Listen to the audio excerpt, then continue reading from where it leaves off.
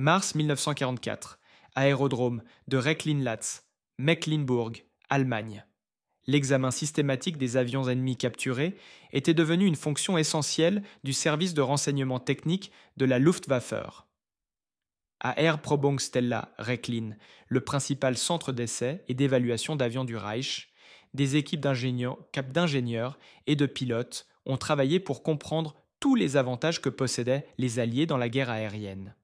Ce qu'ils découvrirent au début du printemps 1944 allait fondamentalement modifier leur compréhension de la capacité industrielle américaine et de l'avenir de la guerre aérienne contre l'Allemagne.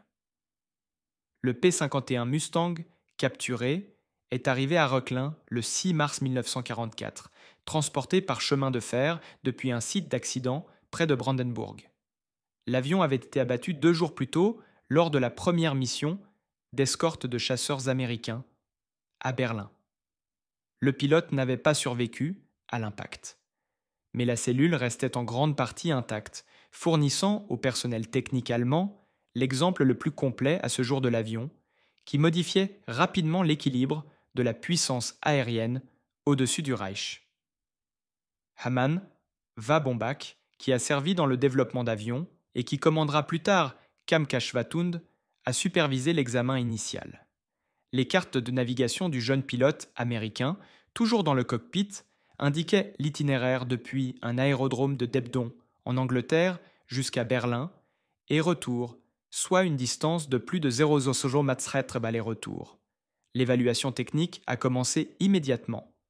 Les services de renseignement allemands avaient suivi des informations faisant état d'une activité accrue des chasseurs américains au-dessus du territoire allemand, mais l'évaluation officielle restait que les chasseurs monomoteurs n'avaient pas une portée suffisante pour escorter les bombardiers jusqu'à Berlin. La distance entre les bases anglaises et la capitale allemande mesurait environ 900 km aller simple. Les avions de combat standards, même dotés de réservoirs de carburant externes, ne pouvaient pas transporter suffisamment de carburant pour une telle mission tout en conservant leur capacité de combat. Cette évaluation était basée sur l'analyse de P-37 Thunderbolts et de P-38 Lightning capturés précédemment, qui avaient tous deux démontré une pénétration limitée dans l'espace aérien allemand avant que les contraintes de carburant ne les obligent à faire demi-tour. Les événements des 4 et 6 mars 1944 ont brisé ces hypothèses. Le 4 mars, les P-51 Mustang du 4e groupe de chasseurs, effectuant leur première mission à bord du nouvel avion, après avoir remplacé les P-47 quelques jours plus tôt, avaient escorté une petite force de bombardiers jusqu'à Berlin.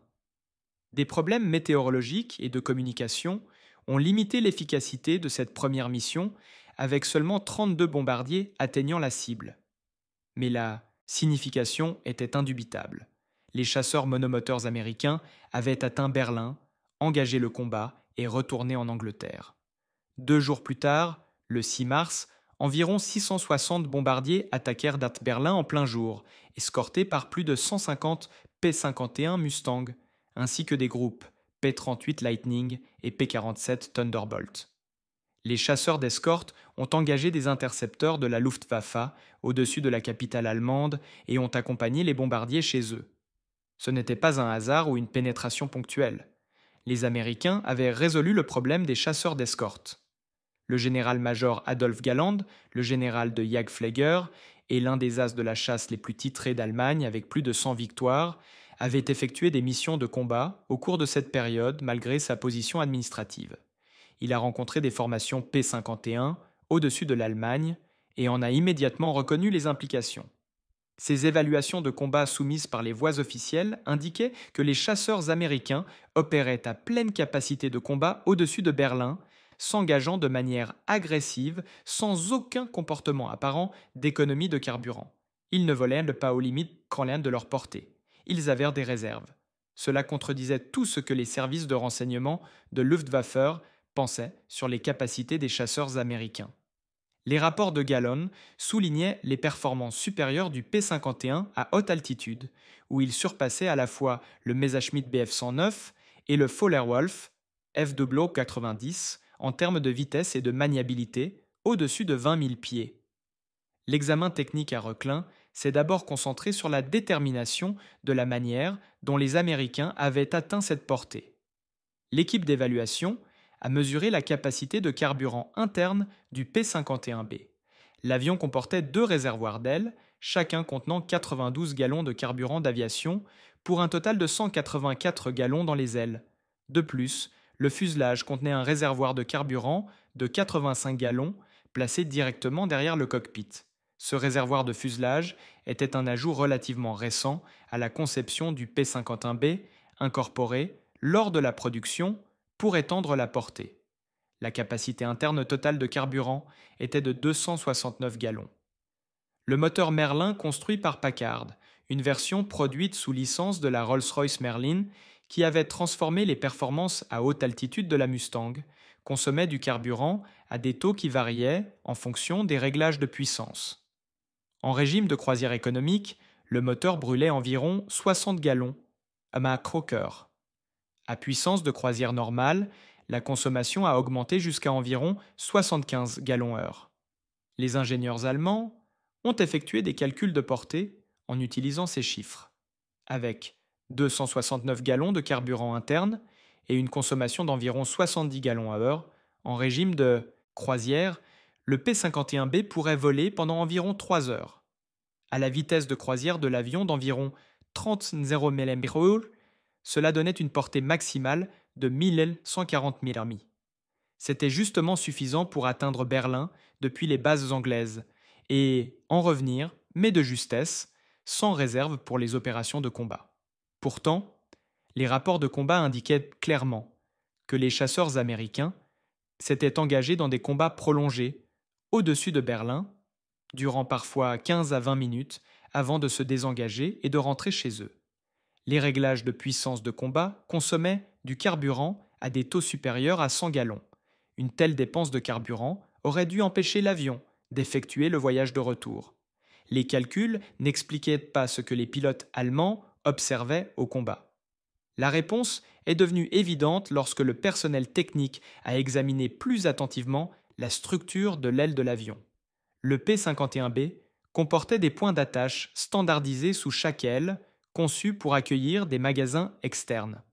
Ces points de fixation comprenaient des raccords de conduite de carburant, ce qui indique qu'ils ont été conçus spécifiquement pour les réservoirs de carburant externes. Les chars largables n'étaient pas un concept nouveau. Les combattants allemands les utilisaient depuis la bataille d'Angleterre. Le Bf-109 pouvait embarquer un réservoir largable de 300 L. Le FW-190 les utilisait régulièrement pour des missions à longue portée.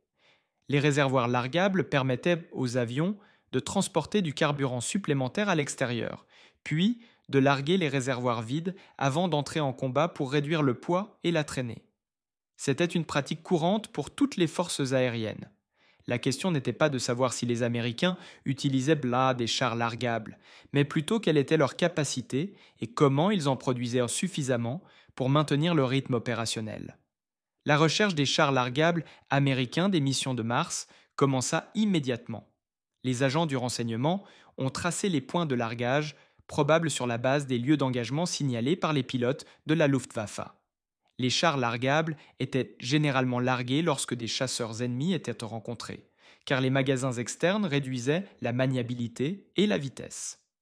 Des équipes de recherche composées de membres du Wehrmacht et de volontaires de la jeunesse hitlérienne se sont dispersées dans la campagne au nord-est de Berlin à la recherche d'éventuels débris des batailles aériennes. En 3 jours, plusieurs objets ont été récupérés dans les champs et forêts de la région. La plupart étaient fragmentaires, écrasés lors du choc ou endommagés par la chute. Mais 2 exemplaires sont arrivés à Velin dans un état relativement intact, après avoir atterri dans un sol meuble ou du blé d'hiver qui a amorti leur impact. Les chars largables, capturés, ont révolutionné la compréhension allemande des méthodes industrielles américaines. Les réservoirs étaient cylindriques, mesurant environ 108 pouces de longueur, avec un diamètre d'environ 22 pouces, au point le plus large. Les calculs de capacité indiquaient que chaque réservoir contenait environ 108 gallons américains, 400 L. 2 de ces réservoirs fourniraient 216 gallons supplémentaires de carburant étendant la capacité totale de carburant du P51 à 485 grammes. Avec cette charge de carburant, le Mustang pourrait voler pendant environ 6,7 heures au réglage de puissance de croisière, ce qui donnerait une autonomie supérieure à 2000 milles. C'était plus que suffisant pour la mission de Berlin disposant d'importantes réserves de combat. Les calculs de capacité en carburant prenaient désormais tout leur sens. Mais ce qui retint immédiatement l'attention des ingénieurs allemands n'était pas la capacité des chars, mais plutôt leur construction. Les réservoirs largables n'étaient pas en métal. Passer la main sur la surface a révélé une texture différente de l'aluminium ou de l'acier. La peinture argentée recouvrant l'extérieur ne pouvait dissimuler la nature fondamentale du matériau situé en dessous. Lorsque les ingénieurs ont soigneusement gratté une petite partie de la peinture près du cône arrière, ils ont trouvé plusieurs couches de papier épais, chaque couche pouvant atteindre un demi-millimètre d'épaisseur, compressées et laminées ensemble avec un adhésif résineux. La construction était sophistiquée et utile. Le cône avant et le cône arrière ont été formés à partir de morceaux superposés de papier pressés en forme de papiama. Chaque pièce était visible sous la forme d'une légère crête où elle se chevauchait avec les pièces adjacentes, créant une texture festonnée. La section centrale était enroulée sans couture autour d'une forme cylindrique en couches continues. Les raccords de carburant étaient en laiton usinés avec précision et correctement scellés. En regardant à travers le bouchon de remplissage, on a découvert un intérieur recouvert de ce qui semblait être une laque à base de cellulose, conçue pour résister aux effets corrosifs de l'essence d'aviation. Des spécialistes allemands des matériaux ont été sollicités pour analyser la construction du char en détail. Le papier a été identifié comme étant du papier Kraft, fabriqué à l'aide d'un procédé de fabrication de pâtes chimiques, produisant des fibres de cellulose exceptionnellement résistantes. Il s'agissait du même matériau utilisé pour les conteneurs maritimes lourds et les emballages industriels. L'adhésif s'est avéré être une résine de cuir de formaldéhyde ressourcenol, un polymère thermodurcissable qui créait des liaisons plus fortes que le papier lui-même lorsqu'il était durci à la chaleur. Le Peidsassossat. Laminage impliquait au moins 12 couches de papier distinctes, chacune soigneusement orientée pour offrir une résistance dans plusieurs directions. Des chicanes anti-neige en bois ont été installées à l'intérieur pour empêcher le carburant de monter lors des manœuvres. L'ensemble du processus de construction était clairement standardisé et conçu pour une production de masse. Plus important encore, le réservoir vide-Way pesait environ 80 lbs, contre 65 à 75 lbs, pour un réservoir métallique comparable de plus petite capacité. La construction en papier n'était pas beaucoup plus légère que le métal, mais elle offrait d'autres avantages. Les implications étaient immédiatement claires pour le personnel technique de Blin. Les Américains fabriquaient des réservoirs de carburant à partir de matériaux non stratégiques. Les résines à base de papier et de bois ne nécessitaient pas l'aluminium, l'acier ou d'autres métaux qui étaient de plus en plus rares dans les économies de guerre. Le processus de fabrication ne nécessitait aucun équipement spécialisé en métallurgie, aucun métallurgiste qualifié, aucune soudure ou formage de tôle.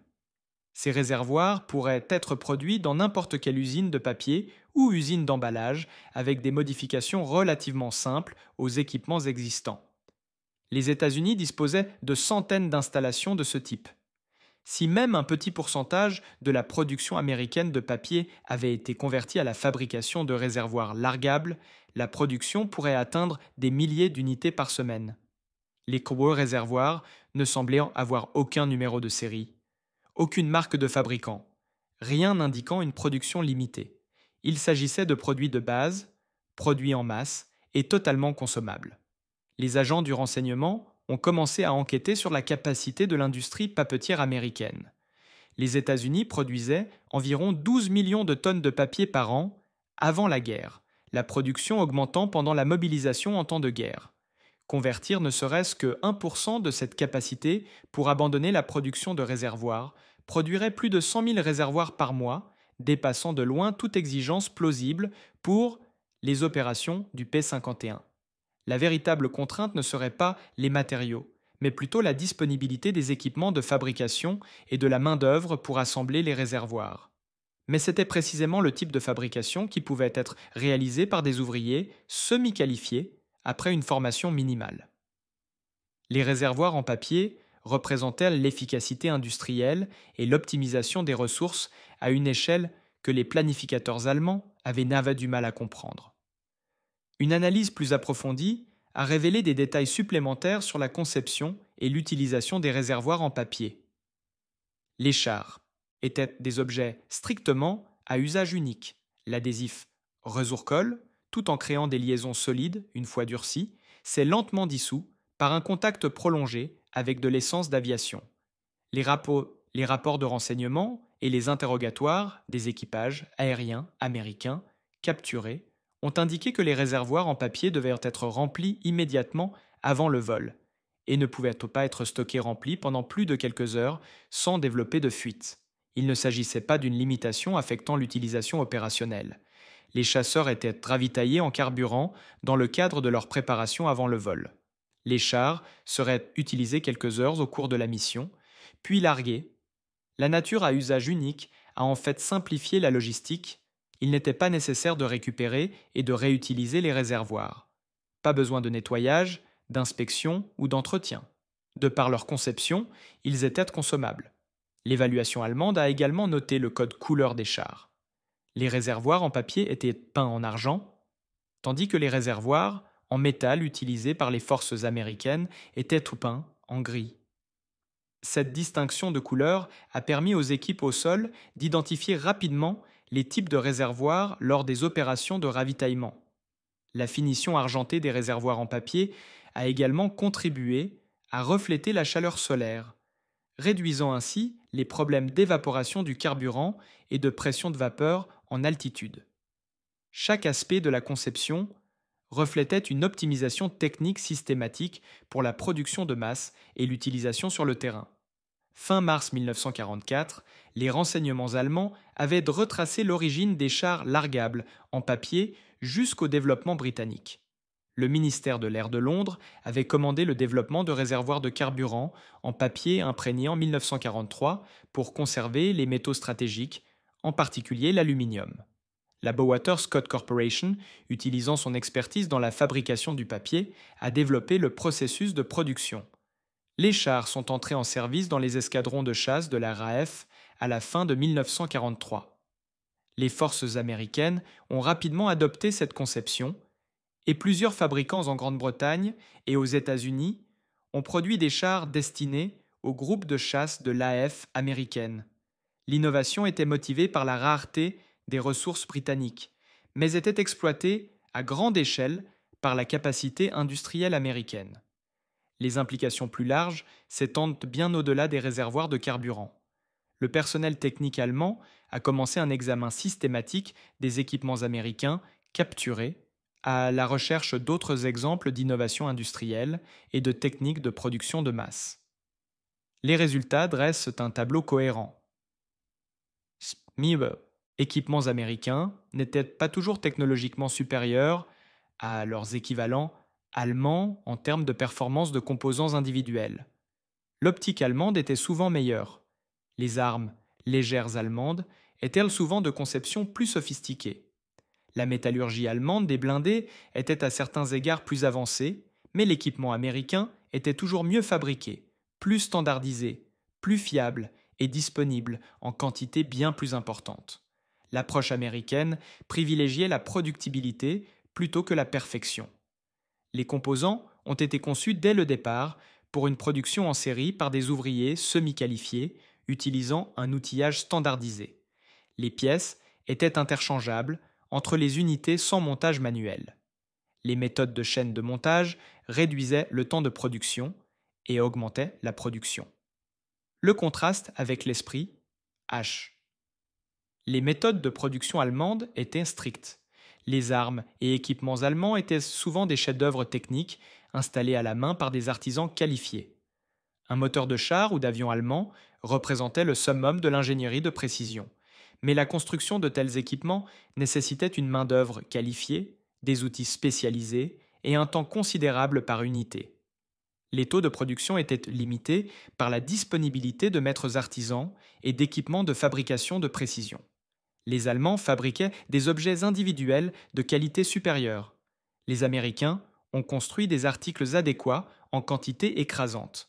Dans la guerre industrielle, la quantité s'est révélée décisive. L'analyse de la production du P-51 Mustang a illustré ce principe. North American Aviation avait conçu le prototype original du Mustang en réponse à une demande britannique en 1940. Le prototype NA-73X a été achevé 117 jours seulement après la signature du contrat, l'un des cycles de prototypes les plus rapides de l'histoire de l'aviation.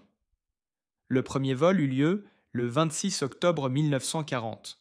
En 1944, North American produisait des variantes du P-51 dans 2 usines.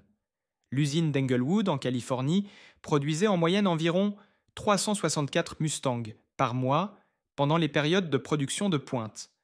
L'usine de Dallas a contribué à la production supplémentaire. La production combinée des 2 installations a atteint une moyenne d'environ 574 P-51 par mois en 1944, la production s'accélérant tout au long de l'année. La production mensuelle maximale atteindra 881 avions en janvier 1945. Chaque P-51 nécessitait environ 15 000 pièces individuelles fabriquées par des centaines de sous-traitants à travers les États-Unis. Les moteurs Merlin, construits par Packard, étaient produits à Détroit à des cadences supérieures à 300 unités par mois. L'assemblage final d'un P-51D nécessitait environ 22 000 heures de travail, mais le système de chaîne de production signifiait que l'avion terminé sortait de l'usine à des intervalles de quelques heures. Au maximum de son efficacité, une nouvelle Mustang était achevée environ toutes les 2 heures. L'ampleur et l'efficacité de ce système de production dépassaient tout ce que l'Allemagne avait réalisé. Messmead et Fowler-Wolf produisaient ensemble environ 600 chasseurs par mois au début de 1944. Malgré le recours à des programmes prioritaires d'urgence et au recours au travail forcé, la production d'avions allemands ne pouvait pas égaler la production américaine. Les implications en termes de ressources donnaient également à réfléchir. La production américaine d'aluminium en 1944 a atteint environ 1,25 million de tonnes, soit l'équivalent de 2,5 milliards de livres par an. Cela représentait une augmentation massive par rapport à la production d'avant-guerre d'environ 164 000 tonnes en 1939. La production d'aluminium de l'Allemagne, en revanche, culminait à environ 250 000 tonnes par an et déclinait en raison des bombardements des installations de production et de la perte des sources de bauxite. Les Américains disposaient d'une capacité de production d'aluminium environ 10 fois supérieure à celle de l'Allemagne.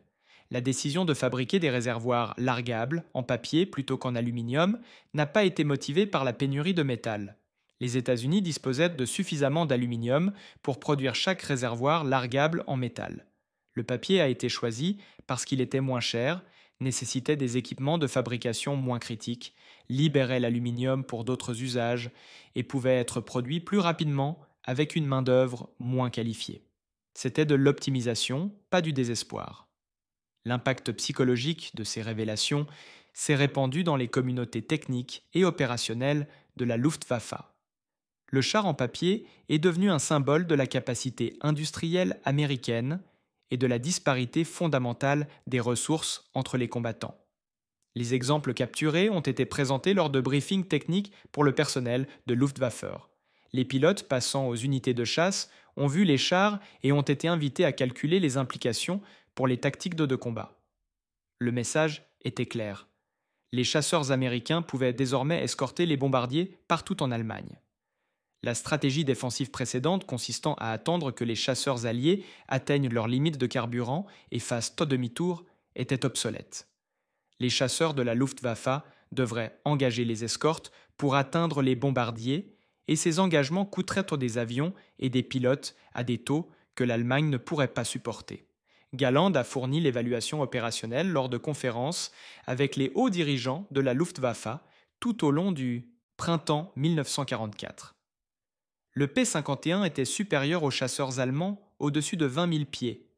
Il l'a souligné à plusieurs reprises. Il était plus rapide que le Bf-109 en altitude et plus maniable que le FVO-190. Grâce à la portée étendue offerte par les chars largables, ils pourraient escorter les bombardiers tout au long de leur profil de mission. Les chasseurs allemands ne pouvaient plus attaquer les formations de bombardiers sans opposition, après le retour des escortes alliées. Chaque interception nécessitait désormais de combattre à travers l'écran du chasseur. Les taux de perte augmentaient régulièrement. En janvier 1944, la Luftwaffe perdit environ 90 chasseurs, tout en affirmant qu'environ 150 avions alliés avaient été détruits. En février, les pertes allemandes s'élevaient à environ 160 avions contre environ 230 pertes alliées. La tendance était claire et insoutenable. Les Américains et les Britanniques pourraient compenser leurs pertes plus rapidement que l'Allemagne ne pourrait les infliger. L'été 1944 marque le plein impact de capacité des chasseurs d'escorte américains. La 8e force aérienne a mené des raids de pénétration profonde presque quotidiennement lorsque le temps le permettait. Les Mustangs assuraient une escorte continue depuis l'Angleterre vers des cibles à travers l'Allemagne et retour. Les pertes des chasseurs de la Luftwaffe ont augmenté de manière catastrophique. En juin 1944, environ 350 chasseurs de jour furent perdus en défendant le Reich. En juillet, les pertes ont dépassé 350 chasseurs monomoteurs rien qu'en Occident, ce qui représente un taux d'attrition mensuel de 31,2%. Le mois d'août a connu des pertes similaires avec un taux d'attrition de 36%. À ces taux de perte, les pilotes expérimentés étaient tués plus rapidement qu'ils ne pouvaient être remplacés. Les pilotes de remplacement arrivant des écoles de formation disposaient peut-être de 150 heures de vol contre 300 heures ou plus pour les pilotes américains. De nombreux pilotes de remplacement allemands n'avaient que 30 heures sur type avant d'être affectés à des escadrons opérationnels. Le manque d'expérience combiné à l'infériorité numérique et à la présence constante d'escortes P-51 rendirent les opérations de jour au-dessus de l'Allemagne de plus en plus meurtrières pour la Luftwaffe. Galland a soumis des évaluations répétées à Hitler et aux hauts dirigeants du Wehrmacht tout au long de cette période. Son rapport de septembre 1944 exposait la situation sans détour. La Luftwaffe n'a pas pu gagner la guerre aérienne. L'Allemagne manquait des ressources, du carburant, des avions et des pilotes entraînés nécessaires pour contester la supériorité aérienne des Alliés. Les Américains pourraient compenser leurs pertes plus rapidement que l'Allemagne ne pourrait les infliger. Leur capacité industrielle dépassait la capacité de l'Allemagne à contrer par des opérations de combat. La seule stratégie viable consistait à consacrer les ressources restantes à la défense des cibles critiques et à espérer un règlement politique avant l'effondrement complet. Les chars largables en papier ont continué à tomber à travers l'Allemagne jusqu'à la fin de 1944 et jusqu'en 1945. Les civils allemands ont appris à reconnaître les formes cylindriques distinctives qui se trouvent dans les champs et les forêts. Les premiers rapports les décrivaient parfois comme des bombes non explosées, provoquant la panique locale jusqu'à ce que les autorités militaires les identifient comme des réservoirs de carburant inoffensifs. Des instructions ont été distribuées par les organisations de protection civile expliquant que les cylindres d'argent tombant des avions alliés étaient des réservoirs de carburant vides et non des armes. L'impact psychologique a été noté dans les rapports sur le moral des civils.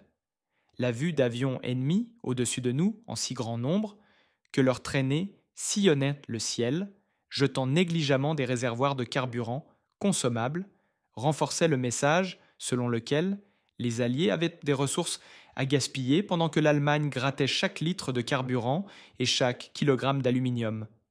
Le renseignement technique a continué à analyser les équipements américains capturés tout au long de 1944. Mais l'accent s'est déplacé de la compréhension des capacités vers la documentation de l'ampleur des disparités industrielles. L'Allemagne pourrait-elle fabriquer des réservoirs en papier similaire? La réponse technique était oui. L'industrie chimique allemande pourrait produire des résines adaptées. Les papeteries allemandes pouvaient fabriquer du papier kraft. Le processus de fabrication n'était pas particulièrement sophistiqué, mais la réponse pratique était non. L'industrie chimique allemande fonctionnait déjà à pleine capacité, produisant du caoutchouc synthétique, des explosifs et d'autres matériaux critiques. La production de résine pour les articles non essentiels n'a pas pu être prioritaire.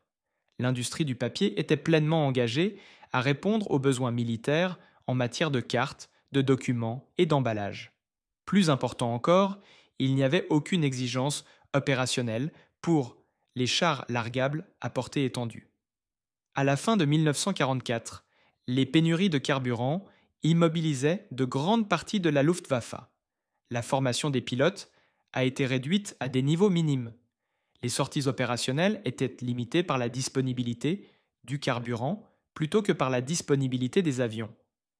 Construire des chars largables pour étendre leur portée n'avait aucun sens lorsqu'il y avait à peine assez de carburant pour les opérations défensives locales. L'ironie était cruelle et amère pour les planificateurs allemands. Les Américains avaient résolu le problème de porter des chasseurs grâce à des réservoirs de carburant en papier au moment précis où les chasseurs allemands étaient cloués au sol en raison d'une pénurie de carburant. Différents problèmes, différentes bases industrielles, différents résultats. Les Américains avaient plus de tout, plus d'avions, plus de carburant, plus de pilotes, plus d'aluminium, plus de capacité industrielle et une capacité excédentaire suffisante pour optimiser les solutions de réservoirs de papier. L'Allemagne menait une guerre de pénurie contre un ennemi pour qui la pénurie n'était pas une contrainte. En janvier 1945, l'issue de la guerre ne faisait aucun doute.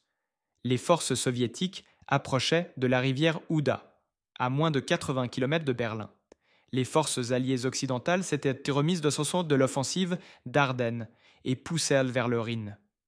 La Luftwaffe ne pouvait opposer qu'une résistance sporadique, limitée par la disponibilité du carburant et les pertes de pilotes.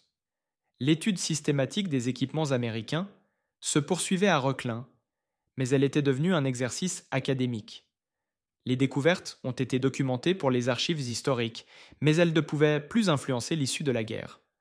L'analyse complète finale du P-51 et de ses réservoirs largables fut préparée fin janvier 1945. Le rapport documentait tous les aspects techniques de la capacité d'autonomie du Mustang, méthodes et matériaux de construction des réservoirs de largage, estimation de production et implications opérationnelles. La conclusion était sans ambiguïté. Le P-51 Mustang, équipé de réservoirs de largage en papier consommable fabriqués à partir de matériaux non stratégiques, a rendu le cœur de l'Allemagne indéfendable contre les bombardements américains de jour. L'Allemagne n'a pas la capacité industrielle nécessaire pour égaler la production américaine de chasseurs, le carburant nécessaire pour soutenir les opérations de combat à l'échelle requise, et les pilotes formés pour remplacer les pertes au taux d'attrition actuel. Le rapport a été déposé dans les archives du ministère de l'Air du Reich fin janvier 1945. On ne sait pas si les hauts dirigeants l'ont lu. À cette époque, les rapports techniques, analysant les capacités américaines, ne faisaient que confirmer ce que la réalité du champ de bataille avait déjà démontré. La Luftwaffe, qui avait dominé le ciel européen en 1940, fut réduite à des sorties désespérées occasionnelles au début de 1945, accumulant du carburant précieux pour des missions qui ne pouvaient pas changer la situation stratégique. Les chasseurs américains parcouraient librement l'Allemagne, attaquant des cibles d'opportunité, escortant des bombardiers, établissant ainsi une suprématie aérienne totale. Chaque char en papier tombant d'un avion américain rappelait la disparité industrielle qui avait décidé de la guerre aérienne. L'exposition de juin 1944 à Reuchlin avait présenté des avions alliés capturés au personnel de la Luftwaffe, y compris de nombreux exemples du P-51 Mustang aux côtés de bombardiers B-17 et B-24, de P-38 Lightning, de bombardiers Lancaster, de chasseurs-bombardiers Mosquito, de chasseurs-bombardiers Typhoon et de diverses variantes de Spitfire. Des milliers de pilotes de la Luftwaffe et du personnel au sol ont visité l'exposition et ont examiné directement l'équipement ennemi. Les réservoirs en papier étaient exposés bien en vue, avec des schémas techniques expliquant leur construction et leurs implications en matière de portée. L'exposition a servi à la fois d'outil pédagogique et de confrontation avec la réalité. Le personnel allemand pouvait constater la qualité des équipements alliés, la standardisation des composants, la preuve d'une capacité de production massive. L'ampleur considérable de la mobilisation industrielle alliée a été rendue tangible par les exemples physiques d'équipements auxquels ils ont été confrontés quotidiennement au combat. KF-Kashwada 200, l'unité de la Luftwaffe responsable des opérations spéciales, y compris le vol des avions alliés capturés, a exploité plusieurs P-51 tout au long de 1944. Ces avions ont été utilisés pour des vols d'évaluation, permettant aux pilotes d'essai de la Luftwaffe de découvrir par eux-mêmes les caractéristiques de performance qui ont fait du Mustang un chasseur si efficace. Les rapports des pilotes du KG-200 notaient systématiquement l'excellente visibilité du P-51 depuis le cockpit, en particulier dans le dernier modèle P-51D, avec sa verrière à bulles. L'avion était stable en vol, réactif aux commandes et possédait d'excellentes performances à haute altitude. Le moteur Merlin a fourni une puissance douce et fiable tout au long de l'enveloppe opérationnelle. Plus important encore, l'autonomie et l'endurance étaient extraordinaires pour un chasseur monomoteur. Avec des réservoirs de carburant internes pleins et des réservoirs largables, le P-51 pouvait rester en vol pendant plus de 6 heures, effectuant des missions qui auraient été impossibles pour les chasseurs monomoteurs allemands, même avec des réservoirs externes. Les connaissances techniques acquises à Rechlin ont contribué aux tactiques défensives allemandes au cours de la dernière année de la guerre.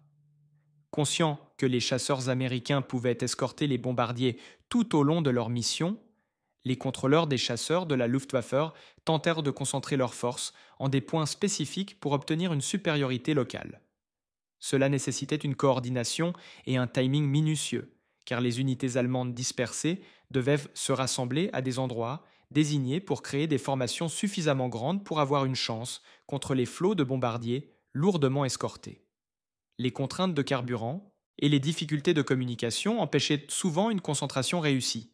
Même lorsque les chasseurs allemands atteignaient des positions favorables, la présence d'escortes P-51 rendait les attaques contre les formations de bombardiers extrêmement coûteuses. La situation tactique avait fondamentalement changé. En 1943, les formations de bombardiers, non ou mal escortées, avaient subi des pertes catastrophiques. Au milieu de 1944, les chasseurs allemands, qui tentaient d'atteindre les bombardiers, subirent des pertes catastrophiques. Les chars, en papier eux-mêmes, sont devenus des objets de collection après la guerre. Très peu d'exemplaires ont survécu intacts, car la plupart ont été détruits lors de l'impact ou délibérément écrasés par les équipes au sol alliées pour empêcher leur réutilisation par les forces ennemies. La nature consommable des chars signifiait qu'ils avaient peu de valeur intrinsèque. Les rares qui ont survécu sont devenus des objets de musée et des curiosités historiques. Le National Air and Space Museum de Washington conserve plusieurs exemplaires dans sa collection, exposés aux côtés des avions P-51 Mustang pour lesquels ils ont été conçus.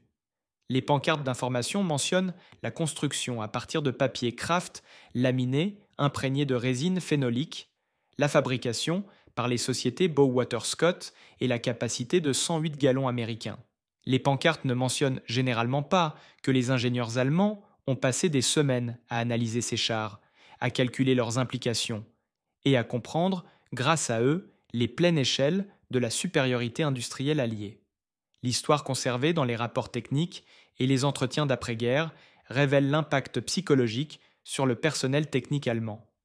Ils n'analysaient même pas une arme supérieure. Le réservoir de papier n'était pas une technologie avancée. Il s'agissait en fait d'une conception délibérément simplifiée, utilisant des matériaux non critiques.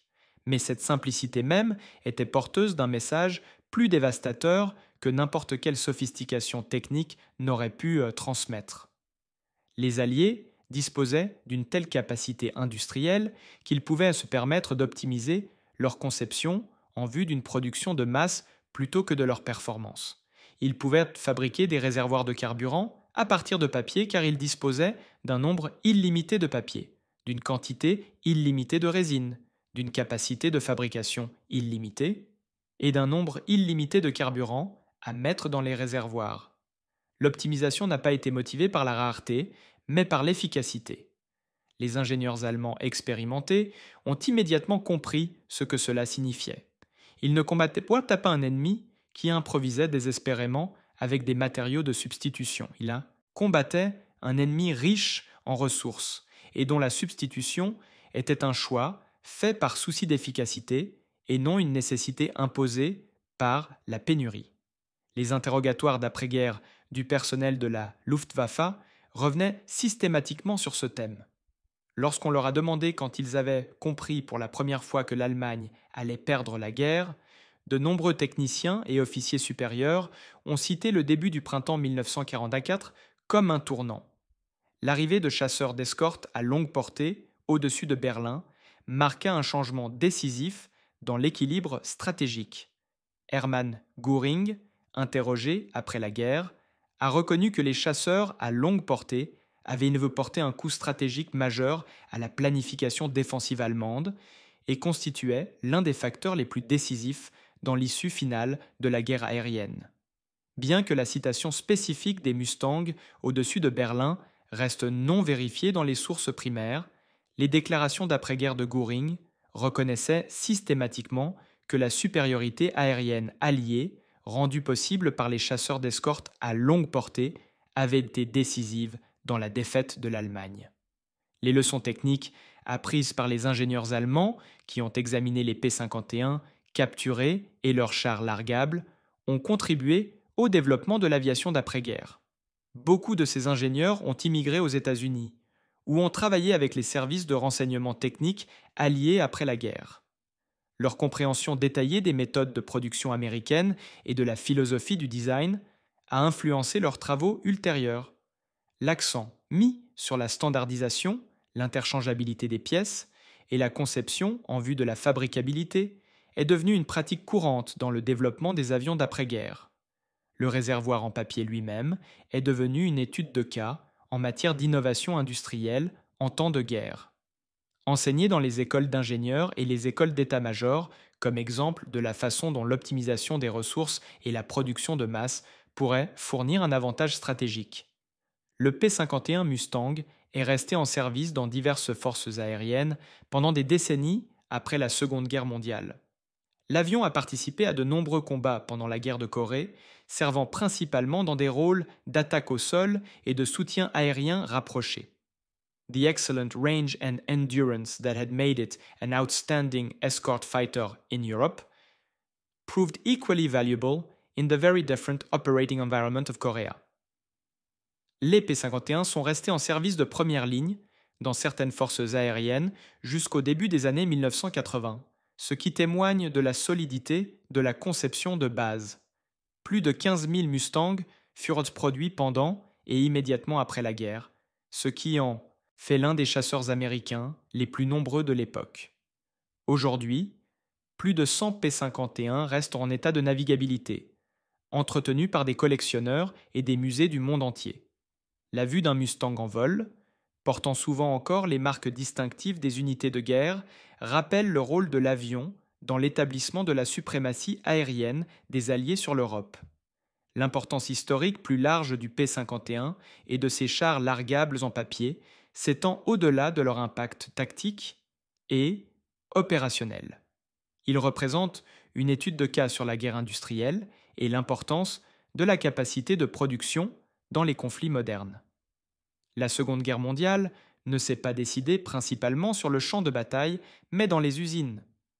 Le camp qui pouvait produire plus d'armes, plus de munitions, plus d'avions, plus de véhicules et plus de fournitures plus rapidement qu'il n'était consommé au combat détenait un avantage décisif. Les États-Unis ont réalisé une mobilisation industrielle à une échelle sans précédent dans l'histoire. La production maximale de guerre en 1943 et 1944 a vu les usines américaines produire des avions à une cadence supérieure à 50 000 par an, des navires Macazon à la cadence de plusieurs navires par jour et des munitions en quantité mesurée en milliards de cartouches. Cette production industrielle a non seulement soutenu les forces américaines, mais a également fourni des quantités substantielles d'équipements à la Grande-Bretagne, à l'Union soviétique et à d'autres pays alliés par le biais de Praetsbey. L'Allemagne, malgré sa capacité industrielle et son expertise technique importante, ne pouvait pas rivaliser avec la production alliée. Les raisons en étaient de multiples bases industrielles plus petites. Le bombardement stratégique des installations de production, la perte d'accès aux matières premières en raison de la perte de territoire, le détournement des ressources vers des priorités concurrentes, et l'inefficacité. Compétences en organisation et en planification. Mais peut-être plus fondamentalement, l'Allemagne combattait une coalition dont la capacité industrielle combinée était plusieurs fois supérieure à la sienne. L'ajout de la puissance industrielle américaine à la cause, alliée en 1942 et 1943, a rendu la défaite de l'Axe inévitable une fois que cette capacité industrielle a atteint sa pleine mobilisation. Les réservoirs de papier tombés à travers l'Allemagne entre 1944 et 1945 symbolisaient cette réalité industrielle sous une forme simple et austère, pour que son message ne puisse être mal compris. L'examen du matériel américain capturé par les services de renseignement technique allemands avait été systématique et professionnel tout au long de la guerre. Facility Reuchlin a tenu des registres détaillés des tests de performance, des analyses de matériaux et des évaluations techniques. Ces documents, dont beaucoup ont survécu à la guerre dans diverses archives, fournissent un aperçu historique précieux de la façon dont chaque camp considérait les capacités de l'autre. Les évaluations allemandes des équipements américains étaient généralement exactes en termes techniques. Ils ont correctement identifié les forces et les faiblesses des avions, véhicules et armes américains. Là où l'analyse allemande a échoué, ce n'est pas dans la compréhension des éléments individuels, mais dans la compréhension de l'ampleur de la production américaine et des implications de cette ampleur sur l'issue de la guerre. Un seul P-51 Mustang était un très bon avion de combat. 10 000 P-51. Mustang représentait une supériorité aérienne qu'aucune compétence tactique ou innovation technique ne pouvait vaincre. L'histoire des ingénieurs allemands examinant les chars en papier à Reuchlin en mars 1944 est en fin de compte une histoire sur la nature de la guerre industrielle. Cela démontre que dans les conflits entre nations industrialisées, la capacité de production devient aussi importante que les prouesses sur le champ de bataille. Le camp qui peut construire plus rapidement et plus efficacement possède des avantages que l'excellence tactique et opérationnelle ne peut pas pleinement compenser. Cette leçon, apprise à grands frais par l'Allemagne et le Japon pendant la Seconde Guerre mondiale, a influencé la planification militaire tout au long de la guerre froide et continue d'éclairer la réflexion stratégique aujourd'hui.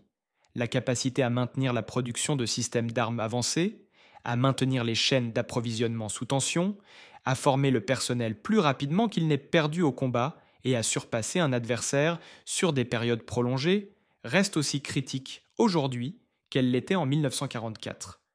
Les missions de mars 1944 à Berlin, les premières à être escortées jusqu'au bout par des chasseurs monomoteurs, ont marqué un tournant décisif dans la guerre aérienne au-dessus de l'Europe. À partir de ce moment-là, aucune cible en Allemagne n'était hors de portée des bombardiers américains escortés de chasseurs.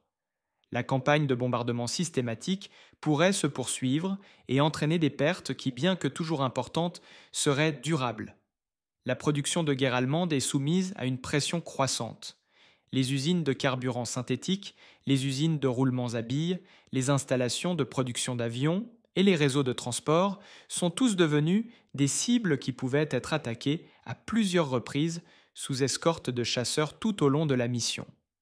L'effet cumulatif de cette campagne, combiné aux avancées soviétiques depuis l'Est et aux avancées alliées depuis l'Ouest et le Sud, provoqua la défaite de l'Allemagne 14 mois après l'arrivée des premier P-51 à Berlin. Les chars largables en papier ont servi tout au long de cette dernière période de la guerre. La production s'est poursuivie jusqu'en 1945 avec des milliers de produits fabriqués chaque mois. Les chars étaient utilisés non seulement par les P-51 Mustang, mais également par les P-47 Thunderbolt et les P-38 Lightning, élargissant ainsi la portée de tous les types de chasseurs américains. Les combattants britanniques utilisaient également largement des chars en papier. Les escadrons Mustang de la Royal Air Force les employaient pour des missions à longue portée au-dessus de l'Europe occupée et de l'Allemagne. L'efficacité de la production de cuves à papier a libéré l'aluminium et l'acier pour d'autres usages, tout en offrant l'extension de gamme nécessaire aux opérations stratégiques. Cette optimisation des ressources, adaptant les méthodes de production aux besoins et privilégiant l'efficacité à la tradition, illustre l'approche industrielle qui a caractérisé les opérations alliées tout au long de la guerre. Aujourd'hui, les historiens qui étudient la guerre aérienne au-dessus de l'Europe reconnaissent de multiples facteurs qui ont contribué à la victoire des Alliés. La supériorité numérique des avions et des pilotes, les avantages technologiques dans les domaines du radar et des communications, le bombardement stratégique de l'industrie et des infrastructures allemandes, et l'effet cumulatif d'opérations de combat soutenues qui ont épuisé les ressources allemandes plus rapidement qu'elles n'ont pu être remplacées. Le P-51 Mustang et ses réservoirs en papier furent des éléments importants dans cette campagne, aux multiples facettes, mais pas le seul facteur décisif. La guerre aérienne a été gagnée grâce aux efforts combinés de plusieurs types de chasseurs, de forces de bombardiers, de production industrielle, de formation des pilotes, de collecte de renseignements, d'innovation tactique et d'engagement soutenu des ressources. Le réservoir de largage de papier représente un élément de cet effort plus vaste, remarquable, car il symbolise clairement les avantages industriels qui sont à la base du succès des Alliés. Les dossiers techniques conservés au RCIN documentaient les capacités américaines avec une précision professionnelle. Records des ingénieurs allemands, spécifications, données de performance, méthodes de construction et estimations de production avec la minutie caractéristique du travail technique allemand.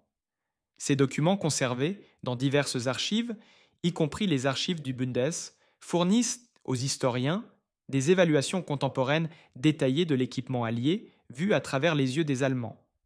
La lecture de ces documents aujourd'hui, avec le recul historique et l'accès aux archives américaines, révèle que l'analyse technique allemande était largement exacte.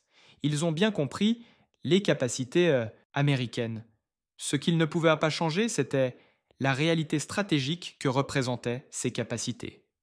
Comprendre qu'un ennemi possède des avantages écrasants ne fournit pas les moyens de contrer ces avantages lorsqu'ils sont enracinés dans des disparités fondamentales en matière de capacité industrielle et de disponibilité des ressources. L'héritage du char en papier s'étend au-delà de son utilisation en temps de guerre. Il rappelle que les solutions efficaces ne doivent pas nécessairement être sophistiquées ou techniquement impressionnantes. Un char en papier, collé à usage unique et fabriqué à partir de matériaux non critiques, représentait une solution appropriée aux problèmes spécifiques de l'extension de la portée des chasseurs. C'était suffisant pour la mission. Ce principe consistant à concevoir des solutions adaptées à leur objectif plutôt que de rechercher la perfection technique est devenu un concept fondamental dans l'ingénierie des systèmes modernes. La meilleure solution n'est pas toujours la plus sophistiquée. La meilleure solution est celle qui répond aux exigences tout en étant fabricable dans les quantités nécessaires, dans le temps disponible, en utilisant les ressources accessibles. Cette leçon, enseignée par les chars en papier tombés à travers l'Allemagne, reste aujourd'hui pertinente dans les applications militaires et civiles. L'avion qui transportait ces réservoirs largables, le P-51 Mustang, est l'un des modèles de chasseurs les plus réussis de l'histoire de l'aviation. Sa combinaison de portée, de performance, de fiabilité et de productivité en faisait un chasseur d'escorte idéal pour la campagne de bombardement stratégique.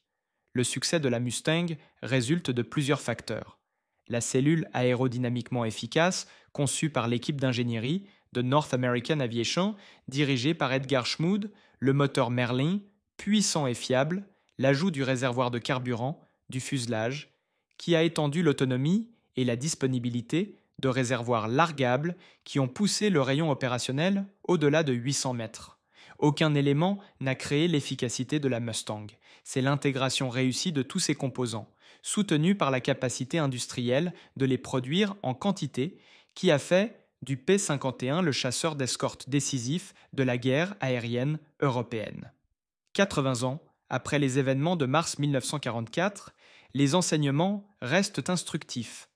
L'examen du matériel capturé par les ingénieurs allemands à Rechlin, a révélé non seulement des détails techniques, mais aussi des réalités stratégiques. Les réservoirs en papier ont démontré que les États-Unis possédaient une capacité industrielle dépassant la capacité de l'Allemagne, que l'ingénierie américaine mettait l'accent sur les solutions pratiques plutôt que sur le perfectionnisme technique et que les Alliés disposaient de ressources suffisantes pour optimiser l'efficacité plutôt que de procéder à des substitutions désespérées. Ces révélations intervenues en mars 1944, alors que l'issue de la guerre n'était pas encore certaine, mais que la trajectoire devenait de plus en plus claire, permirent au personnel technique allemand de bien comprendre les défis auxquels ils étaient confrontés. Cette compréhension ne pourrait pas changer le résultat. La défaite de l'Allemagne a été déterminée par des facteurs indépendants de la volonté des ingénieurs des installations d'essai. Mais l'histoire de ces ingénieurs examinant des cylindres de papier Kraft collés, calculant les capacités de carburant et reconnaissant les implications pour la guerre aérienne, donne un aperçu de la façon dont la capacité industrielle détermine l'issue des conflits modernes. La guerre prit fin en mai 1945. La campagne de bombardement systématique permise par des escortes de chasseurs à longue portée, notamment le P-51 Mustang, avait contribué de manière significative à la défaite de l'Allemagne. La production industrielle avait été perturbée, les réseaux de transport ont été dévastés, les réserves de carburant étaient épuisées. La Luftwaffe fut réduite à une force symbolique. Ces résultats résultaient de nombreux facteurs intervenant sur plusieurs années, mais la capacité d'escorter les bombardiers tout au long de leur mission, au-dessus de l'Allemagne, rendue possible d'achoppet par les chasseurs P-51 équipés de chars largables, y compris ceux en papier, était parmi les éléments décisifs. Les réservoirs en papier eux-mêmes, ceux qui ont survécu, sont devenus des artefacts historiques. Quelques-uns ont trouvé le chemin des musées. La plupart ont été détruits ou abandonnés. Leur signification ne réside pas dans les objets eux-mêmes, mais dans ce qu'ils représentent. Capacité industrielle appliquée à des fins stratégiques, technologie appropriée, résolvant des problèmes spécifiques et avantages décisifs d'une capacité de production écrasante dans la guerre moderne.